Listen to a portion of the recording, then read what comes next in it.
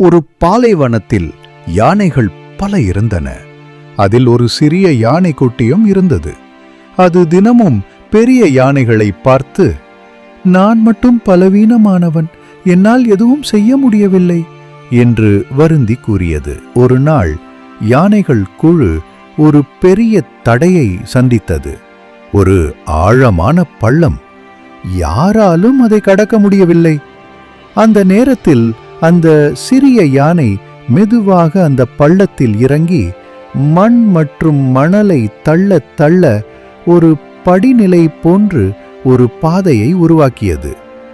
அதை பார்த்த பெரிய யானைகள் அந்த வழியாக பாதுகாப்பாக கடந்தன. அவர்கள் அனைவரும் ஆச்சரியத்துடன் பார்த்து, நீ இல்லையென்றால் நாங்கள் இங்கேயே சிக்கியிருப்போம் என்றனர்.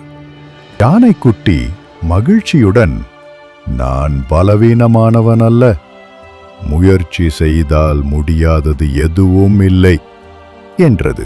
தன்னம்பிக்கையும் முயற்சியும் இருந்தால் எவ்வளவு சின்னதாக இருந்தாலும் பெரிய மாற்றத்தை ஏற்படுத்த முடியும்.